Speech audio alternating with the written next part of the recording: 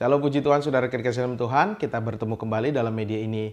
Kita merenungkan firman Tuhan, kita sama-sama belajar, kiranya menguatkan dan meneguhkan iman kita. Pertanyaannya begini, marah itu boleh nggak? Marah itu berdosa nggak sih gitu ya kan? Atau marah itu hal yang lumrah dalam kehidupan seseorang? Nah, mari saudaraku dikasih dalam Tuhan, dalam keharian kita, dalam hidup kita di pekerjaan, di dalam usaha kita berkaca kepada hal apa yang Tuhan kehendaki dalam hidup kita. Apa yang Tuhan mau kita lakukan, kita hidup jadi saksi bagi Tuhan. Nah, kita berkaca dari Alkitab, firman Allah yang hidup. Kita melihat ada tokoh-tokoh Alkitab di sana yang mereka juga marah. Ada Musa, ada nabi-nabi lain, ada Paulus, mereka juga pernah marah. Tetapi mari coba kita melihat hal yang paling krusial lah, paling dekat gitu ya. Kita melihat sosok ada tokoh Yesus saja. Yesus sendiri pernah marah. Yesus marah waktu anak-anak dilarang datang kepada dia.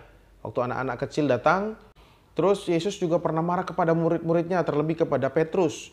Sampai dia bilang sama Petrus, "Anyahlah iblis, karena apa yang kamu pikirkan bukan kehendak Allah." Dan Yesus juga pernah marah waktu di bait Allah, ya kan? Waktu di bait Allah dia melihat rumah Allah menjadi kotor, menjadi pusat perdagangan, dan dia marah dan dia tunggang balikan semua. Nah, saudaraku dikasih dalam Tuhan, saya coba baca dalam Alkitab begini. Efesus pasal 4 ayat 26. Efesus pasal 4 ayat 26 dikatakan demikian. Apabila kamu menjadi marah, janganlah kamu berbuat dosa. Janganlah matahari terbenam sebelum padam amarahmu. Nah, saudara-saudaraku dikasih dalam Tuhan, kalau saya melihat begini, marah itu bukan dosa. Tetapi ada marah yang mengakibatkan dosa.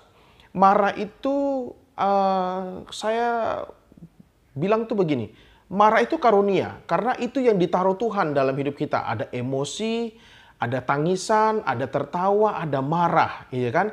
Itu adalah bagian-bagian yang Tuhan tentukan dalam kehidupan manusia. Jadi kalau marah sih sah-sah saja. Tetapi mari kita marah dengan sesuatu yang terjadi. Kalau ada sesuatu yang tidak benar kita marah, atau hal yang melanggar aturan ya kita marah gitu, seperti yang dilakukan Yesus yang dilakukan oleh nabi-nabi. Karena apa yang mereka marah dan kenapa mereka marah, karena sesuatu yang baik, sesuatu yang sudah ditetapkan Allah dilanggar, maka mereka marah. Tetapi Alkitab katakan apabila kamu menjadi marah, janganlah kamu berbuat dosa. Berarti ada marah yang berdosa. Tetapi marah sendiri pada dasarnya tidak berdosa. Tapi marah yang mengakibatkan dosa adalah begini. Apabila kamu menjadi marah, janganlah kamu berbuat dosa. Janganlah matahari terbenam sebelum padam amarahmu. Nah, marah yang mendatangkan dosa adalah marah yang belum diselesaikan setelah matahari terbenam. Maka itu akan mengakibatkan dosa, karena marah itu akan menghadirkan dendam. Marah itu akan menyimpan dengki, marah itu akan menyimpan kepahitan. Itu yang mengakibatkan dosa. Tetapi Yakobus pasal 1, kitab Yakobus pasal yang pertama, saya baca begini.